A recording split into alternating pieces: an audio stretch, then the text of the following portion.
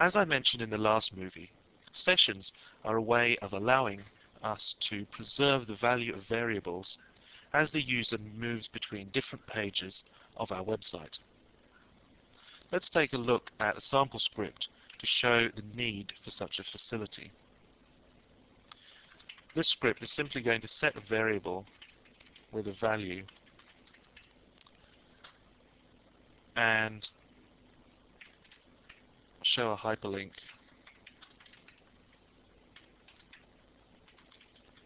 to another page which we're just about to write.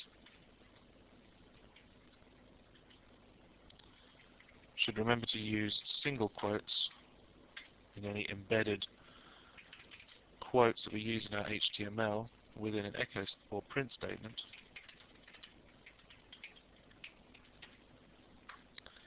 And that's going to be the end of our script there. Let's save that one as register session var.php.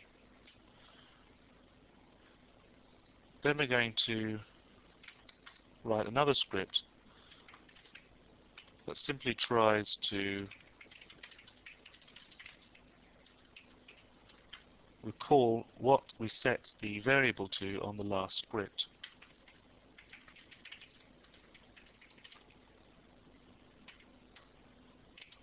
Both very simple scripts. We'll save this one as show session variable.php,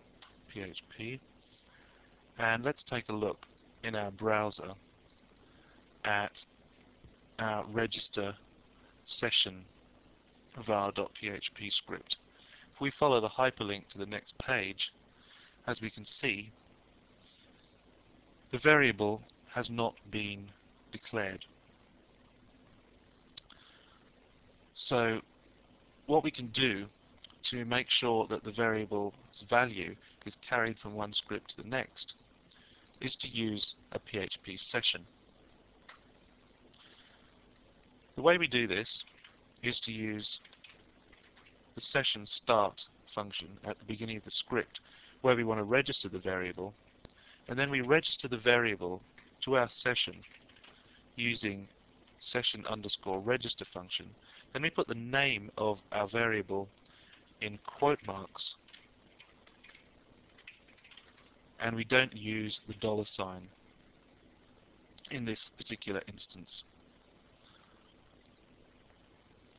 Now we can simply move to our other script and include the session start function, which we should include at the beginning of any script where we want the variables that have been registered with our session to be available within the script.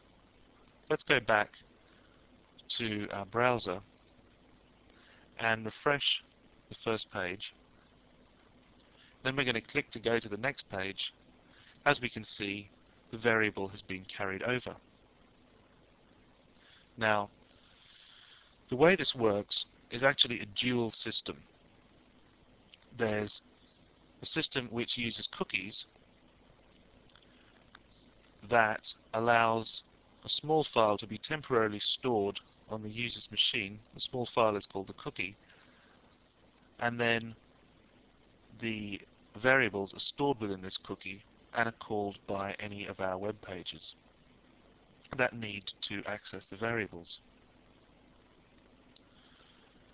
Now, some people choose to disable cookies in their web browsers, and this can cause a problem for using cookies in this kind of way.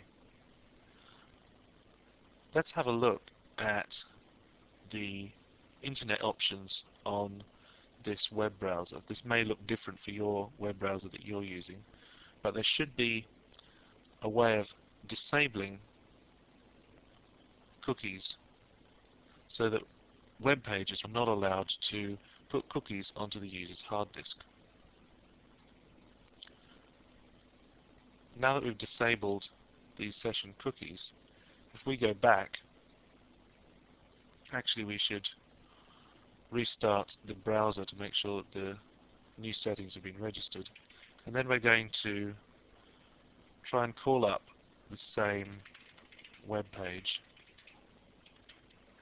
register session var.php, and when we click to go to the next page, as we can see, there's been some data added here, and this is an encrypted form of the data that we asked to be transferred.